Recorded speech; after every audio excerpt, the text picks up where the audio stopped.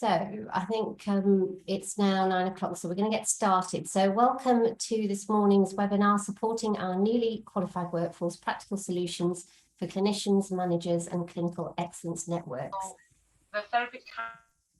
So my name is Kamini Gadhok and I'm Chief Executive at the Royal College of Speech and Language Therapists. I'm really pleased to welcome so many delegates to this virtual event and to our speakers. I will be introducing the speakers in more depth as we go through the morning, but just to say a big thank you to Dr. Camilla Dawson, Sarah Wallace, Emily Hanks for joining us today, and Emma Jordan, who's done a pre-recording for this event.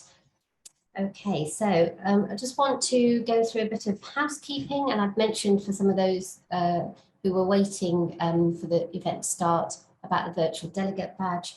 So if you haven't already done so, please do change your Zoom name by clicking the 3 dots on yourself, and you'll find them either on your video or participant links, and it will help you function as your delegate badge. If you're not sure how to do that, don't worry too much. Again, sorry for the noise outside. Do use the chat function if you've got any questions or messages, particularly to the hosts. And if you, through the event, want to ask any questions, do go. I'm just going to go and close my window because the noise level has gone right up. Hang on a minute, sorry about this. Apologies, very noisy lorry. So in terms of cameras, I think I've mentioned to many of you who, as you are arriving, is please do turn them on. It's lovely to see your faces, but also if you don't want to, that's absolutely fine. So don't worry about that. If you want to leave and re-enter the event at any time, then that's absolutely fine, but do please make sure you use the same link. When it comes to the break though, we will be asking you to stay on the link if you can. If you've got any additional needs or access issues, please can you let Jasmine know. I think those are the key things I wanted just to cover through the housekeeping. We also, before I forget, we'll have an evaluation form for you to fill in at the end. So I just want to remind you, and I'll remind you again at the event, as the event ends, just to complete that for us. Hopefully you've seen the aims and objectives, but just to remind you what those are. So by attending this event, we hope that delegates will hear from NQPs themselves about the challenges and opportunities they faced in completing the competencies during the pandemic. Hear from speech and language therapy managers on their experiences in supporting NQPs and how these can be applied by supervisors and service leaders. Talk to practicing clinicians about ways to support with competencies. Discuss practical opportunities and solutions to deal with current challenges, and hear how, if you're a Clinical Excellence Network member, you can help to support newly qualified practitioners develop their practice and their practical skills and their confidence. So I hope we're going to, it's a lot to cover, but that's part of what we're hoping to cover today. So I'm going to go and introduce Emily Hanks, and she's going to talk about bridging the gap from qualification to practice post-pandemic. So thank you so much, Emily. Emily is a speech and language therapist who works with stroke and in an older person's unit at Guy's and St Thomas's NHS Foundation Trust. So over to you, Emily. Thank you so much, Kamini. Again, my name is Emily. I'm currently a Band 5 speech and language therapist at St Thomas's Hospital in London. And just a quick bit of background, I was in the middle of my the final year of my master's degree when the COVID pandemic hit. So I had lots of challenges in qualifying during that time and starting my job working in an acute setting. So I'm just going to be sharing a bit about what I learned during that time, and as it's titled, kind of bridging that gap between qualification and practicing in a, during the pandemic and in a post-pandemic world, if you will. Next slide, please. So one of the main challenges that I think a lot of us have come across is limited placements. So I had all of my acute placements canceled because of COVID. And it was a big challenge, especially knowing that that was the area that I wanted to work in. So things that I found really helpful for myself in kind of bridging that gap would be self-directed learning. This is a big one. I know it's something that everyone talks about and promotes, but it was a challenge, especially finding kind of time within the workday So I had to do a lot of work outside on my own. I joined webinars that were happening online, courtesy of all the Zoom and online sessions that were being facilitated during that time. I like to listen to a lot of podcasts and kind of read a lot of papers and do my own work. And I did find that really helpful, because then I would bring it back to my supervisors and managers at work. And her daughter was there. Her daughter doesn't, it is a bit complicated. So her daughter doesn't live with her. And so I think one thing that you, what NQPs really need to focus on in helping to bridge that gap would be kind of self-directed learning. And also, you know, using what you do know from other placements. You might not have had in-person placements or the acute placement that you were hoping for, but you did learn a lot in your other placements or in other jobs that you've had, that you can bring to your NQP position within a hospital. Things like professionalism and working within a team. It might not be in a team of doctors and nurses and dietitians, but there's a lot that can carry over, and to really try to reflect on that and bring that into your NQP role is really critical in helping to get you settled. I think that it's also for NQPs, it's good to understand that you're not expected to know everything, but demonstrating that initiative to show that you are interested in learning more and that you're keen to learn more, and kind of compensate for that lack of direct placement experience that you missed, and have open and kind of frank discussions with your supervisor about where your gaps in your knowledge are because of things like misplacements, and not having that direct experience. That open communication is really going to be key for NQPs. Adapting to clinical environment and pressures is a big one. It does come with experience, so you're not kind of expected to know exactly how to work within a hospital setting, especially if you've never been in one. And understanding that it's not just NQPs in speech therapy who are having these difficulties in adapting with these new clinical challenges. You know, it's nurses and staffing pressures and even physios, OT. So everyone's kind of adapting at the same time. But being open, again, with your line manager, with your supervisor, about what you're comfortable with, what you are finding difficult, knowing where your boundaries or your comfort boundaries are, and discussing that with your manager about how you might work towards pushing those boundaries and getting past that. And again, to just get stuck in the hospital environment, or, you know, in whatever setting you're in, and asking lots of questions. I think my supervisor was probably sick of me asking all the questions I asked over the first couple months, but I found it so helpful to just get in there, ask questions, not just of my supervisor, but of the dietitians I worked with, of the OTs and physios, nursing staff when they had a moment. So really just get stuck into that clinical environment that you might not have experience with, and it will benefit you in the long run. Competency completion, especially NQP competencies and kind of those early dysphagia competencies, if you're doing them. I found it difficult initially because I started working in November of 2020, so just before the big second wave hit. So competencies were kind of really put on the back burner and thrown in the deep end a lot. And one thing that I found really helpful was taking the lead myself and not kind of waiting to have those discussions with my supervisor, but taking the lead, asking for experiences to help fill those gaps in whether it be the RCSLT NQP competencies, whether it be, you know, dysphagia level B comps, and asking to get that experience wherever possible, and kind of making a plan with my supervisor on how to complete those competencies. I also found it invaluable to add something once a week, anything, if I could, just 10, 15 minutes of thinking back, reflecting on my week, and adding something into one of the boxes of the NQP competencies or the dysphagia competencies, so that it wasn't, you know, 6 months down the line and now all of a sudden I'm racking my brain all the things that I've done over the last 6 months, and just proactively adding those in as I go, I found to be so invaluable and extremely helpful, as well as discussing with your supervisor what their expectations are. Do they want you to have multiple pieces of information per box? Do they want you to do a big case study?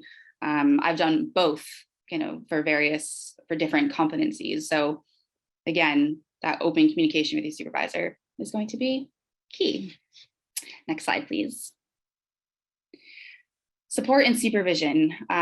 One thing that, if it's possible within your trust to do, I found, and I still find invaluable, because this is something I still participate in, is peer supervision. So it's not a peer support group. It is like a proper supervision with the band fives within my wider trust. So we meet about every 6 weeks, and we have a specific topic that we have planned to discuss on that supervision. So for instance, 1 week, we split it up, all 4 of us split up. Someone did low level assessment, someone did higher level assessment, lower level interventions, higher level interventions, specifically within an acute environment, and like the challenges and of working within with those assessments and therapy within an acute setting. We all fed back to each other in the research that we'd done.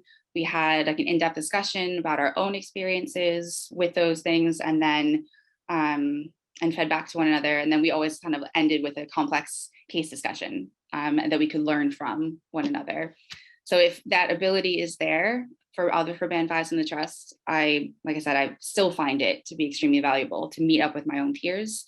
And we've also discussed things like NQP competencies and how each of our teams does things differently, and what our supervisor is expecting of us. And yeah, it's just a great resource for NQPs to help provide support and further supervision.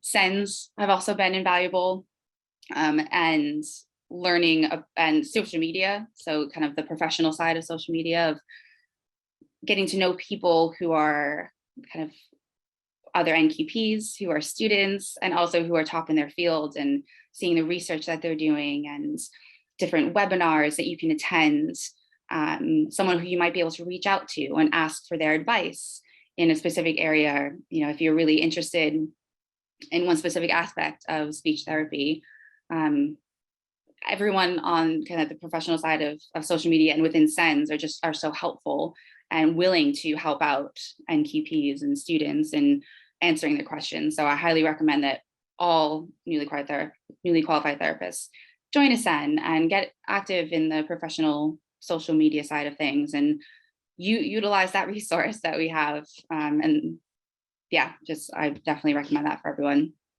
Career progression. I have found, as a band five, I've been working for about 1.5 years now, and I found it tricky to kind of make that progression from a band 5 to a band 6.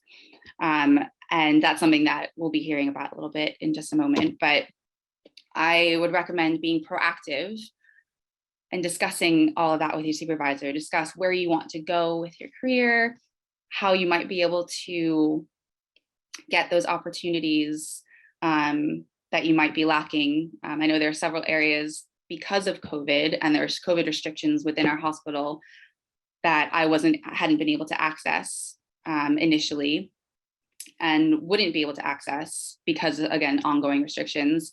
So having those open discussions with my supervisor about what alternatives might be had to help you work towards making the transition and progressing your career. Again, getting involved with CENs. If there's a specific area that you find really interesting, let's say head and neck is where you want to progress your career, getting involved with a head and neck CEN, and making those connections and talking to people and getting their advice about how to progress your career. I personally found that invaluable as well.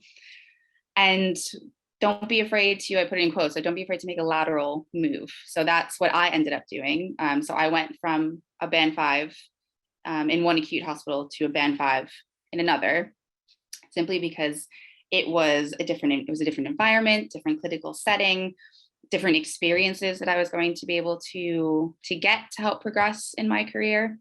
And so I think there's a lot of focus often on going from a band 5 to a band 6. And I know it can be financially difficult to go from band 5 to band 5, but that could be the best career progression choice for you, depending on what is or is not available in your current role. And again, that is the direction that I ended up going. So just putting out there that it is an option for band 5s and NQPs. And then finally, kind of finding opportunities in the challenges that we're kind of facing as NQPs of the COVID era. So knowing what your limitations are, but don't shy away from those challenges. I found it really helpful, again, to be open with my supervisor about what I was finding challenging and how we might be able to get me through that. I would request to take on more challenging cases with my supervisor being there as a guide throughout it, but me kind of taking the lead. And I think that really helped to kind of grow my confidence and progress me forward as a speech therapist, especially once the craziness of that second wave ended. And I was really able to kind of we had the time to kind of build me up a bit as an NQP.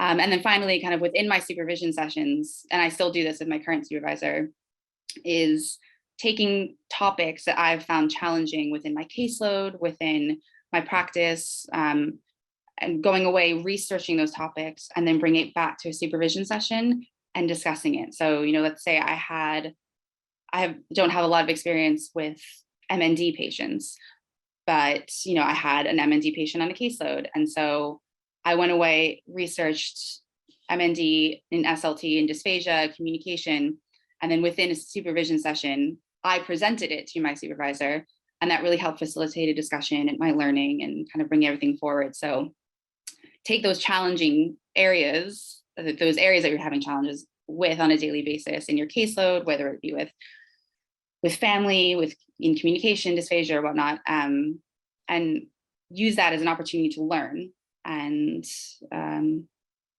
of further your understanding and knowledge in those specific areas. So that's just kind of from an NQP perspective, kind of what I have discovered over the last year and a half of kind of in the post-COVID, during COVID and post-COVID era being an NQP. And now I'm going to pass it over to Emma Jordan. And we're going to hear a recording of her about kind of making that jump from a band 5 to a band 6. Emma Jordan is a service manager for Children's Speech Language Therapy Services in Worcestershire. So she's recorded this session. So first things first, one of the things that we always say to our band 5 therapists when they join us is to really make the most of that first year in particular, because it's a unique opportunity. You don't get to repeat that first year again. So really value that time during your first year when you've got allocated time to develop your skills and shadow other therapists and work alongside other people and have a significant amount of mentoring support that you probably won't experience again. So value that opportunity that you have during that first year. And during that time, here are some things to really think about. So valuing the opportunity to develop new working relationships, both within the team and outside of the team that you're working in your schools or in your early year settings or in children's centres, because that will really help you not just to learn within your team, but also to understand other people's role and that whole system contribution and where we as speech and language therapists actually fit in. So you're developing that understanding and that knowledge of our contribution in that whole system. Learning as well, developing your knowledge of different working environments that we find ourselves in as speech and language therapists, whether that's in a community setting or another type of setting, and thinking about the skills that you need to learn to adapt to work in that working environment. We're in Worcestershire, we're spending all of our time working in other people's environments. So working in early year settings and in schools and in other settings where we find children.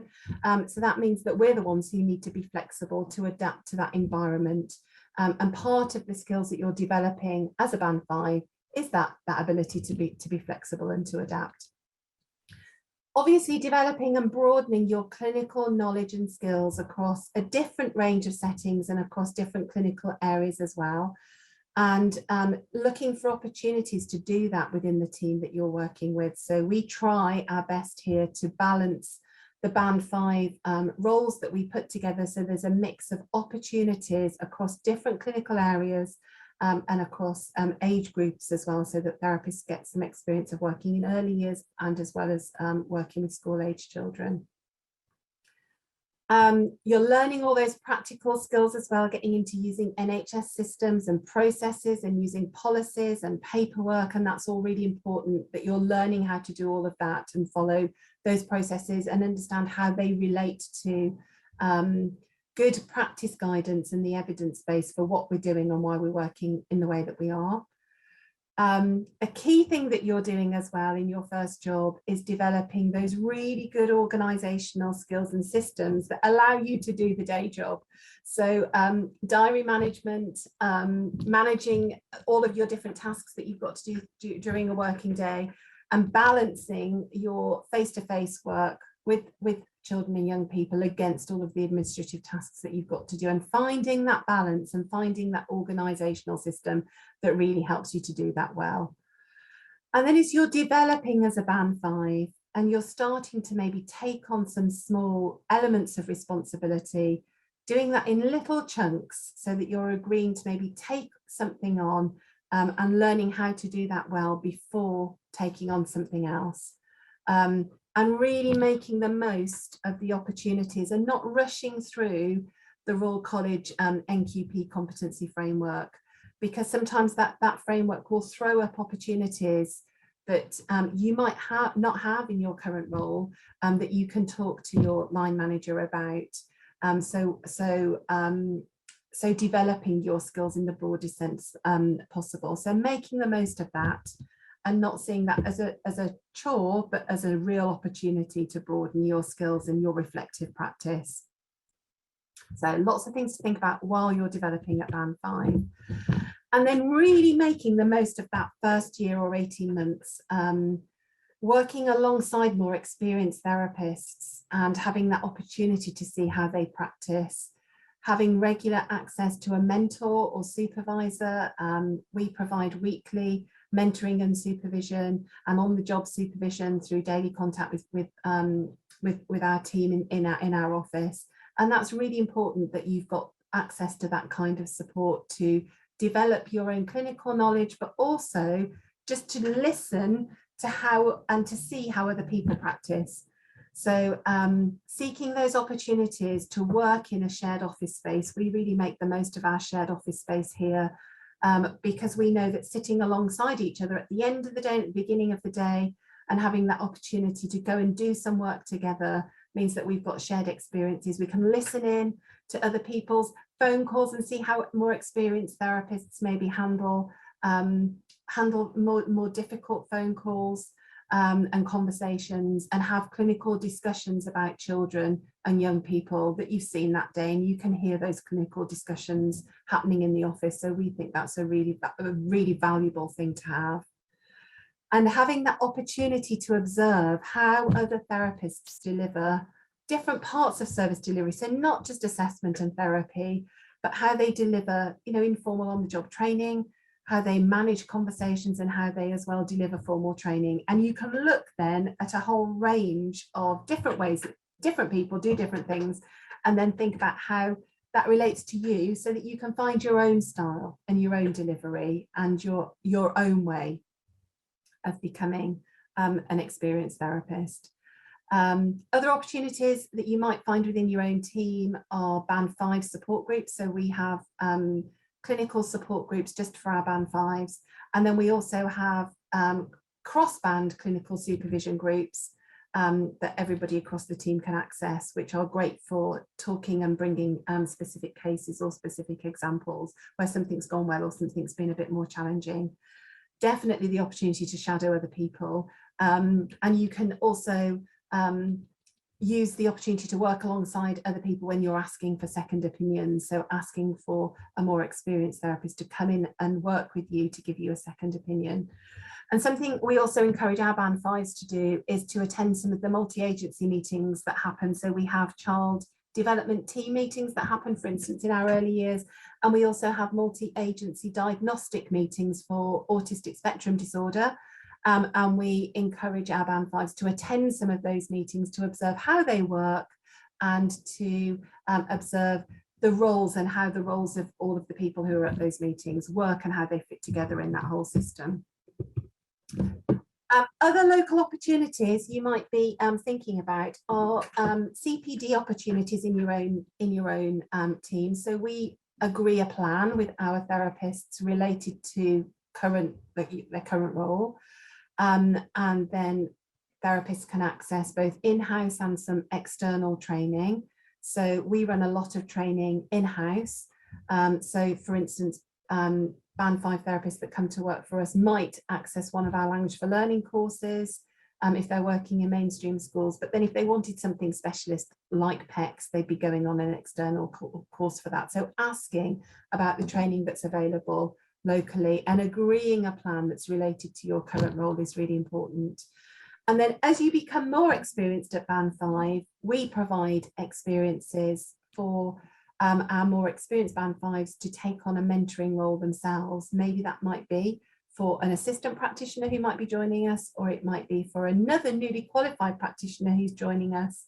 And then we've also got some of our Band 5s who then go on to become clinical educators for students and do the clinical educator training at our local university to enable them to do that. And I think that's a really good thing to do as you're more experienced at Band 5, because when you're applying for a Band 6 role, what we're looking for is that Band 5 therapists have taken on a level of responsibility or taken the initiative and contributed to the team in some way, because that's what we're looking for at Band 6. People who can take on responsibility and people who think more widely about the team and the contribution to the team and to keep the team running.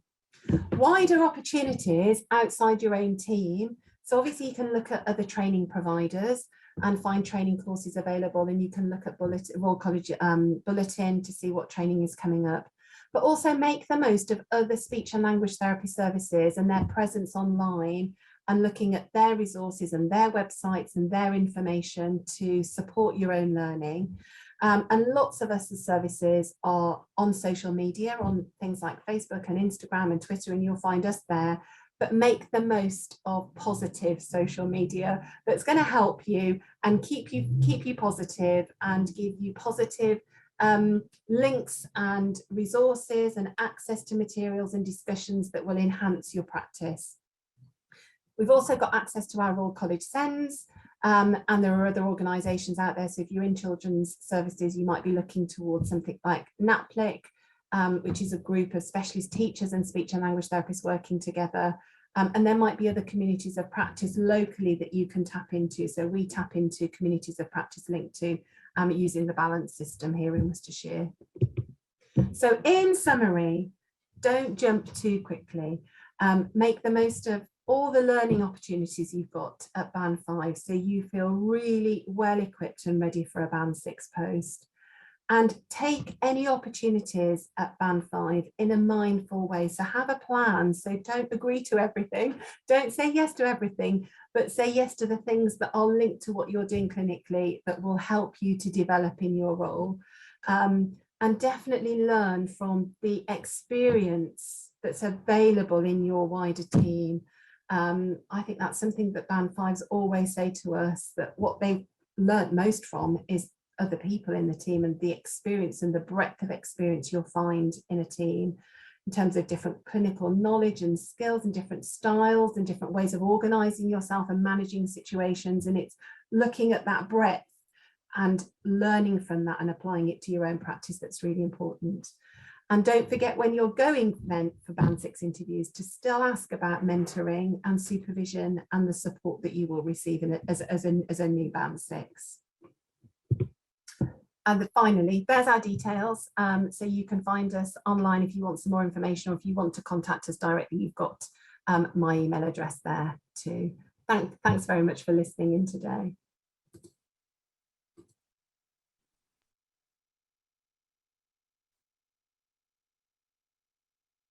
Well, I think everyone could agree that was a really helpful overview from Emma Jordan, and with thanks to her.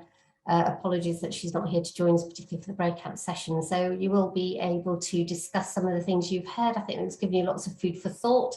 You're going to get some more now. So really, really thrilled that Sarah Wallace, who is consultant speech language therapist at Wythenshawe Hospital in Manchester, and Dr. Camilla Dawson, who's also a consultant speech language therapist in the University Hospital in Birmingham, are going to talk about top tips for NQPs and managers. So over to you, Sarah and Camilla.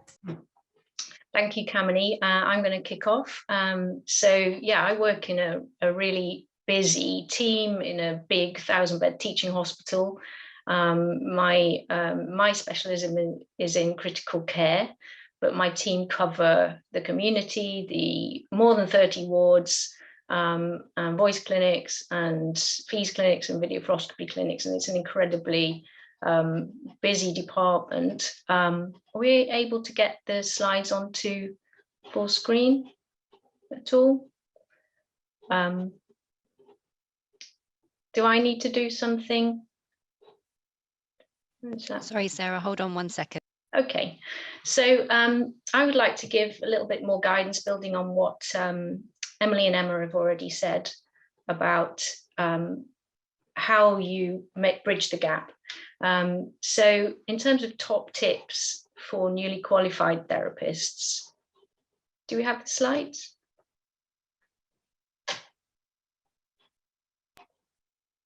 There we go. So next slide, please.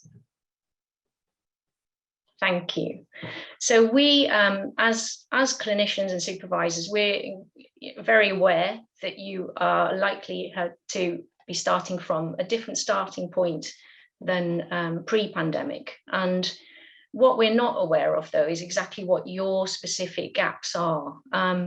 We know that you will have had less exposure to patients, and that may have affected your confidence as well as competence. And we're very aware that that's something that needs to be nurtured and supported. But it's critical, as we've said, that you are able to identify your particular gaps from your lack of placements, or from maybe you had placements, but those placements were limited in terms of skills that you were able to acquire. And that you can discuss these with your supervisor, or you may have more than one supervisor if you're in a big team. Everybody needs to be on the same page so that we can actually really, really expedite your catch up, if you like, but without pressure, because you're probably already feeling under pressure, and your clinicians are also under pressure. So making sure we're all on the same page, that we discuss your gaps and your confidence levels is really crucial. And as we've said, being proactive is absolutely key. And actually, this is setting fantastic working practices for that will stand you in good stead for your whole career. If you develop this proactive seeking teaching, seeking out opportunities right from the very get-go in your first job, that will really, really help you through your whole career. You may need to be a bit creative about finding additional teaching. It may mean looking outside of that speech therapy team. So approaching perhaps more about respiratory aspects around dysphagia, for example, but really building your knowledge. Most big hospitals will have an excellent library. There will be excellent access to other resources online, and your supervisors can signpost you to good websites where there may be free teaching resources for you to sort of catch up and make the most of any time when, because obviously your supervisors are under time pressure as well. So there may be sort of, times in the day where they have to go off and do something and you've got 20 minutes. So making the most of that 20 minutes by having, say, a list of resources you can quickly dip into, and really take responsibility for initiating your own learning, your reading, and if you've seen patients on the ward with particular conditions, going and reading up on that straight away is really going to help you to consolidate your learning. What's really helpful is if you have done some learning and you've done perhaps a little bit of a literature search around a topic, presenting that back to the team is really beneficial, because I think if you appreciate that the departments in hospitals, and I'm sure every other setting, have also had limited learning in some ways over the past few years, because there's been so much clinical pressure that everybody's training needs have actually suffered to some degree. So if you've read up on a particular area, then the whole team might actually wish to hear that, and it's really sort of something that you can give back to the team, because I think as a newly qualified therapist you often feel like you're just always taking things from the team, and you want to give back and you want to be useful and helpful, and that's something that can actually be incredibly beneficial for everybody. But highlighting your gaps in your clinical experience is obviously key, and seeking exposure to, say, for instance, you had a placement where you only saw stroke and you're working in a hospital that's got loads of, no neurological patients perhaps, but loads of respiratory patients. It's key that you say, well, I never saw a patient who has COPD, so I need to go out and actually look at the ward list of patients who are on review that day, and I need to actually target those things. So being explicit with your supervisors about which patients you've not seen before that you want to really sort of increase your knowledge and skills around is kind of really down to you to highlight that. And then your clinicians will support you in picking out those particular patients, or perhaps you never attended a ward round, or you never attended an MDT or a best interest meeting around feeding with acknowledged risk. Those kinds of things are happening on a daily basis in a busy hospital. So those things can easily be provided if you are able to explain to your clinician supervisor that those are the things you've not done and you really want to do. Next slide, please.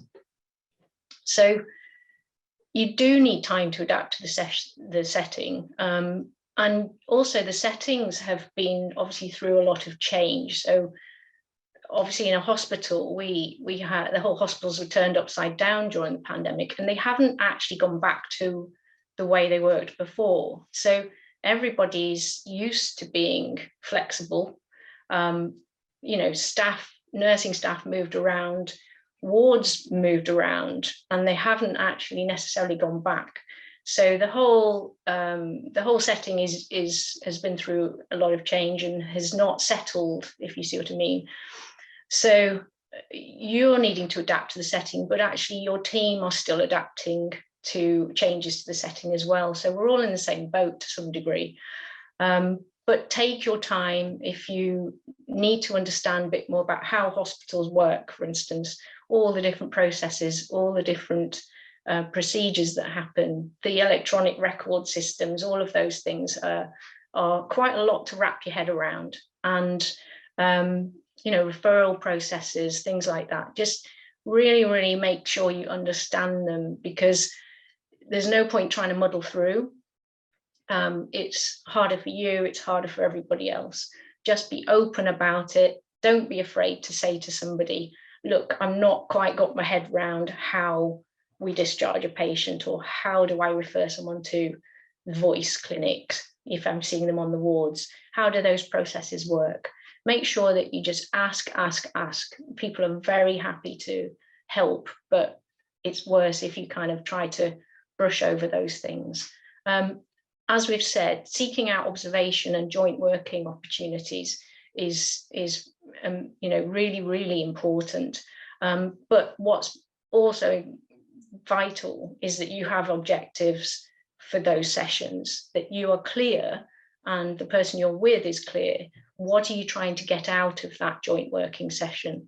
What specific competency or what specific skill are you practicing, or what particular condition are you trying to understand better? It might be as well, it's crucial that you look outside of speech therapy. So setting yourself up with a joint working session with a dietitian or with the nutrition team, or with a physio who's doing some respiratory physio. Those things are crucial for your understanding of the setting of the speech therapy role, of where we fit and how we work together as MDTs. Because we don't work in isolation. We are part of that MDT. So making sure that you look really widely around who else in the hospital you can joint work with is really, really enjoyable as well, and really it'll give you so much satisfaction from doing that. And as we've said, you need to take ownership of your competency development. Again, that's something that you will be doing through your whole career. As you develop other skills and more advanced skills, you will always be the person who takes ownership of your competencies and knows the limits of what you can achieve and how to develop that. So identify the gaps, but really, really, really get stuck in. You're not going to learn those skills if you don't try. People don't expect you to know everything. We expect you to try and to learn from those experiences and be guided and shaped. And make sure your learning goals are explicit.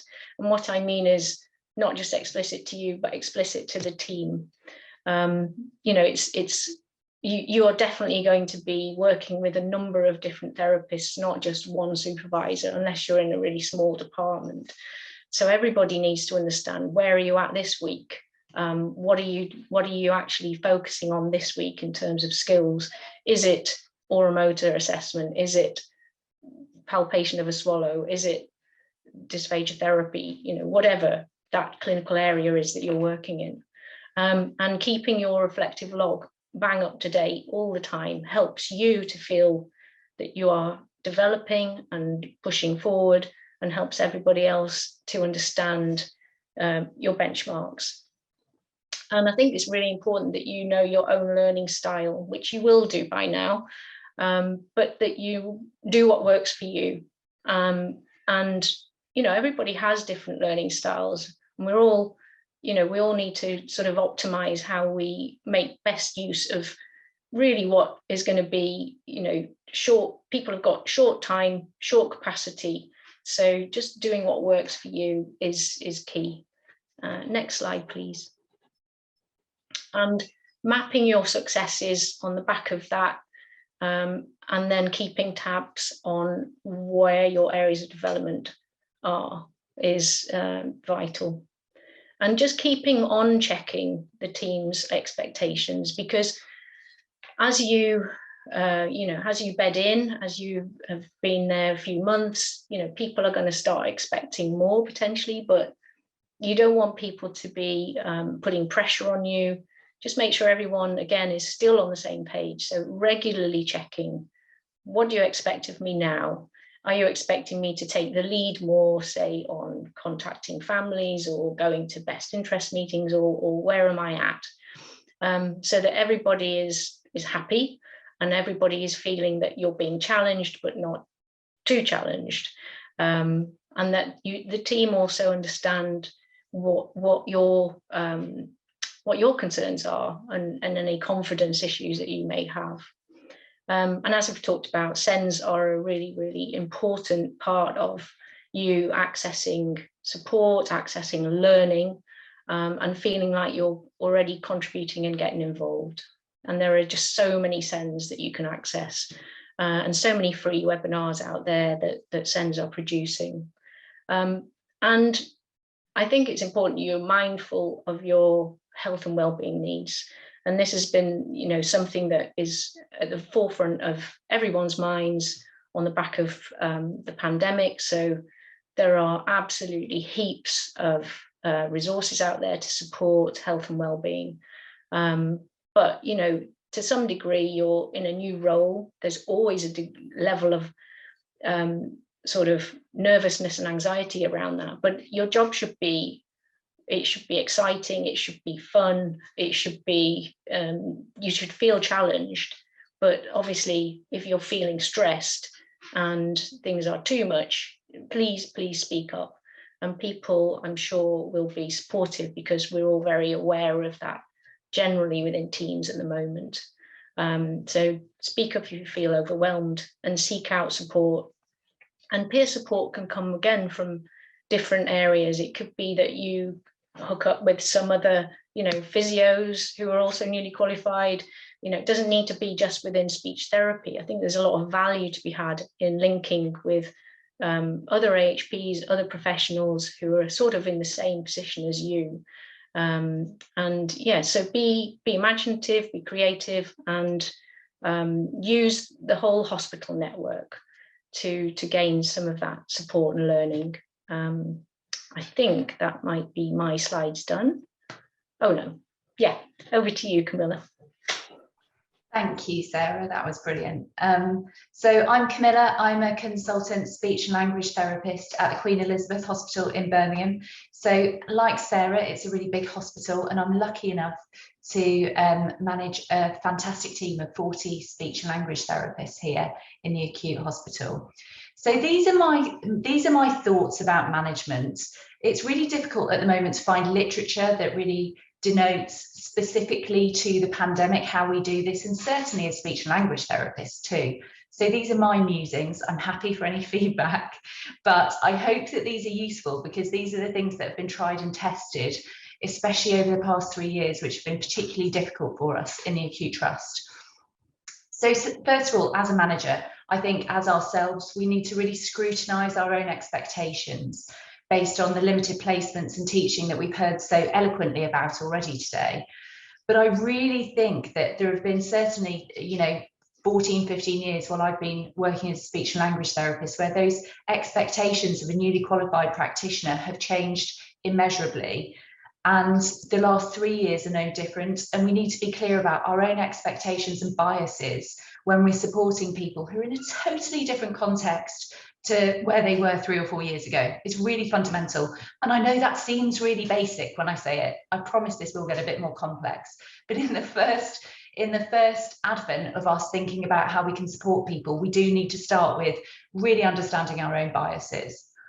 I think recognising variation in our graduate knowledge and skills is huge. There are some people who, and we all know through the people that we recruit at a band 5 level, you can kind of tell where people went to university. You can think about the people who have really strong linguistic skills, or those people that might have been taught more hands-on dysphagia skills, or the really specifically academic skills, all of those things where you can kind of identify identity of people when they qualify, and understanding that there's huge variations still that exist, not just beyond the postgraduate education component, the individual themselves, their own context, their ability to go through all of the placements that we've heard about, and just the variation and diversity of the newly qualified practitioner is just immeasurably different. And we just need to be clear on that. One size certainly never fitted all, but it doesn't now. We need to acknowledge this. We need to define these skills, these challenges, but we need to review them constantly, because actually the people who were undergraduates year 1 in 2020 will be very different to those people that were year 3, etc., etc. Next slide, please. So when we're supporting the newly qualified practitioner, I think we need to be really clear. First of all, first and foremost, we need to engender a sense of confidence and competence, but recognise for the individual how different these are. And the inverse relationship between the two is something that we need to be really clear on.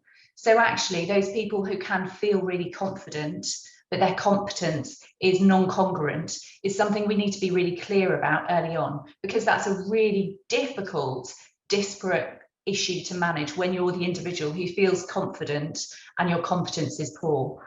Equally, when your competence is much better than your confidence allows you to demonstrate to those people around you that you want to be impressing, that's a really difficult circumstance to be within. And as a manager, we have a great opportunity to give people space, to look for gaps together, and to identify those areas for development, be that knowledge, skills, professional or clinical. And as Sarah's spoken to as well, the importance about mental health within all of this, because that obfuscates and subverts everything. If we can't manage people's mental health, if we can't support the individual and recognise all of the diverse, complex issues that we're all experiencing post-pandemic, then we're going to lose all of those clinical skills anyway. First and foremost, we have to support the individual.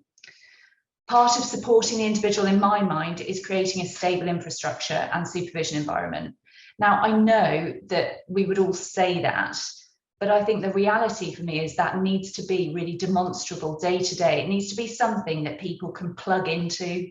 We need to be radiators, not drains, and our infrastructure needs to be a radiator for people. So for me, our infrastructure looks like in-service training that happens every 6 weeks, where the whole team's invited, and specialists within the team will feed back on either their specific knowledge base. We're a really research active department, so we'll talk about research that we're publishing, or there is a journal club that's attached to that, or there'll be external speakers that come in, or people will report back on training that they've done. But that's a really important environment, not just because of the content, because it's a live learning environment that people plug into. And that's really important at a time when people are burnt out, disengaged, disenfranchised. It's really, really fundamental. So that part of the infrastructure is really important. We have operational meetings every 6 weeks. Now that's about the whole team understanding what our vacancy rate looks like. It's about people understanding what recruitment looks like. It's about our inclusion and cultural competence and the way in which the team is engaging and making sure that we are culturally competent, be that at a professional level, between ourselves, with the people we serve, and making sure that we're standing up and being counted where we need to be. Also, we have supervision groups. These are all separate things which happen every 6 weeks. We have one-to-ones, which is with your line manager, that happen every 6 weeks. And obviously appraisals are fundamental at the moment. We need to be orientating people to collective aims, their own singular individual aims, and how those fit and become valuable and valued within our teams. It's really key that people feel part of a whole at the moment. And I think consolidating theory to practice is fundamental. This stuff about language and swallowing, this is complex stuff. And it has sat for so many people within a siloed environment where its applicability, their ability to implement these understandings, test it, understand it, feel it, see an individual with, has been so compromised that we're seeing people sometimes for the first time in a clinical role really testing and feeling what language, swallow, communication feels like, how to navigate it.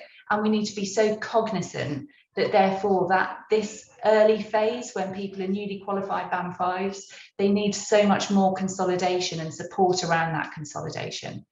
Next slide, please. So our collective responsibilities for the NQP and the manager, I think identifying tensions early on, as I've said, confidence versus competence, as Sarah's mentioned, as all of us have mentioned, those two sometimes dichotomous concepts are really important that we attend to. We need to be open, honest, and have frank discussions from the get-go so that people trust us, so that people's confidence isn't annihilated when we suddenly tell them their competence isn't where it needs to be, so that they trust that our clinical skills and our ability to manage them is about their well-being, and it's about developing them so that they're part of the team we care deeply about and a profession we really care deeply about. I think identifying the multiple spaces we occupy and the importance of professionalism at all times. I really want to talk to the importance of social media and responsibility in social media at this point. There are HCPC guidance on social media use. We all need to be really careful, and we all need to be thinking about things that we write in any circumstance, whether that's an email, on Twitter, on any other social media platform. I don't use very many, so I can't speak to them. But if you wouldn't say it to an individual, to a patient, to someone you care about, be very clear about therefore writing it when you're thinking about yourself within a professional environment. People's feelings at the moment are so easy to hurt. People's perceptions and interpretations of things are so complex. And I would really, really suggest to everyone that professionalism is as professionalism does. Think about your emails, think about the way you present yourself, and think ultimately about the reason we do this job and the fundamental components of what being able to speak, swallow, communicate means. And we have to hold that so closely to us in everything that we do from a professional identity perspective. And that includes the way we communicate with those around us and the people we're serving. And finally, with regards to performance management, where things don't go right and where people do need support for their performance as a newly qualified practitioner, be clear that bad experiences of performance management or performance improvement can be career altering. We have to attend to this and manage this carefully, kindly, compassionately, and in an open and honest way where we're accountable for what we're doing and what we're saying to the individual and the individuals we serve, because what we do is so important. And I know you all know this. That's why you're listening to us. But we can never forget, in all of the crazy times that have been over the past 3 years, that's key and core. And as managers, as NQPs, that's what we're all working towards collectively, and doing it in a compassionate and kind and thoughtful way is the way we get there quicker and most effectively. I think that's the end of my presentation. Thanks. That's great, thank you. Before we go to the refreshment break, thank you so much to Sarah and Camilla. That was really, really incredible, just hearing your insights and also the tips you've got both for NQPs and managers. Before we go to the refreshment break, and I'm going to talk a little bit about what's going to happen when we come back, I just want Vicky Harris, who will introduce herself, to share some resources that are on our website, if colleagues don't mind, from the events team. Vicky, are you there? I'm here. I just need to be able to share the screen. Don't know if you could do that for me, please. Apologies. This is me just thinking about what was said and realising that it'd be helpful for Vicky just quickly to share the screen. Vicky, do you want to introduce yourself? Hi, yes, thank you, Kamini. I'm Vicky Harris. I'm the head of learning at RCSLT. So I'm just popping on here to tell you about the resources we do have for NQPs and managers. So I'm just going to see if I can share my screen very briefly. Okay. I'm thinking, can everyone see my screen? Maybe. Yeah, yeah, we can. Yeah. Lots of heads. Okay, so you're probably already aware of this, but it's always worth saying just in case you aren't. We do have some pages on our website for NQPs and for managers of NQPs. I will share this in the chat in a minute, but basically from our main website, your career, and then my computer's going to be slow, newly qualified practitioners. You can see there's a whole host of resources here for people who are new to practice and for managers of NQPs. So everything you need to know really is in this one place. And we also have the CPD diary. Wait for the computer to catch up. So within the NQP diary, within the CPD diary, we already have all of the NQP competencies preloaded. And we also have this guide, everything you wanted to know about the NQP competencies. So you get to that by going to the CPD diary. I'll show you slowly. So you've got, going back to what I was just showing you, you've got these web pages, but then if you go to your CPD diary here, from your little member login icon,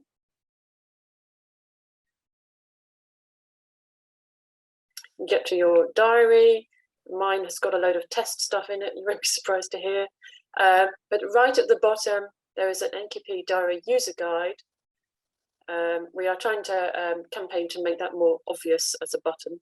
And then if you click on it, you will get to this guidance here. So I'll put links to those in the chat. So they're all available for anyone who needs them.